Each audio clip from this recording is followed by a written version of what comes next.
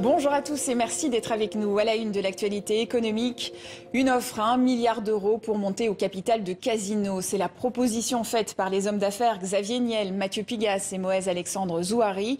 Le groupe est en grande difficulté, asphyxié par une importante dette, ce qui l'a déjà contraint à céder 119 magasins à Intermarché. Mais ce trio d'investisseurs n'est pas le seul à lorgner sur le groupe français.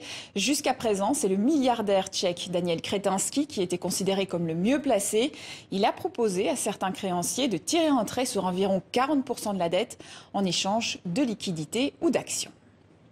Airbus s'attend à voir 2 fois plus d'avions dans le ciel dans 20 ans. L'avionneur européen table sur une flotte mondiale de plus de 46 000 appareils.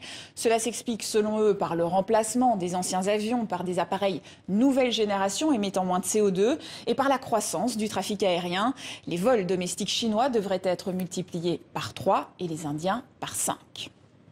Un voyage au centre de la Terre. La Chine a commencé à creuser l'un des puits les plus profonds au monde, environ 11 km. Le forage a commencé le 30 mai dernier dans le nord-ouest du pays, dans le désert du bassin du Tarim, et il devrait durer 457 jours.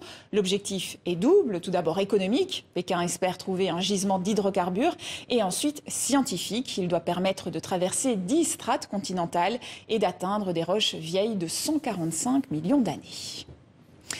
Cette année, 2 entreprises chinoises font justement une entrée remarquée dans le classement des marques les plus puissantes au monde. Shein, le géant très controversé de la mode à petit prix, et les eaux en bouteille Nongfu Spring.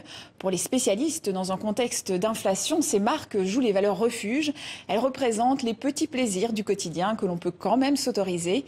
C'est Apple qui domine le classement, suivi de Google et Microsoft. La première marque française est à la 8e place, c'est Louis Vuitton. C'est une annonce qui suscite la colère des défenseurs de l'environnement. Shell compte stabiliser sa production de pétrole jusqu'en 2030. Jusqu'à présent, le groupe se fixait pourtant comme objectif de la réduire de 1 à 2% par an. Un virage justifié par la crise énergétique. Le géant pétrolier a réalisé en 2022 des profits records en raison de la flambée des cours des hydrocarbures. Les montants reversés aux actionnaires vont augmenter dès le 2e trimestre de cette année. Des assureurs qui refusent de prendre de nouveaux clients. Cela se passe en Californie.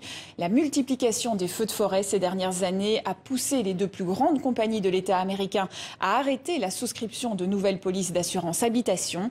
Elles refusent désormais d'endosser davantage de risques. Et c'est la fin de ce journal de l'économie. Merci à vous pour votre fidélité et à demain.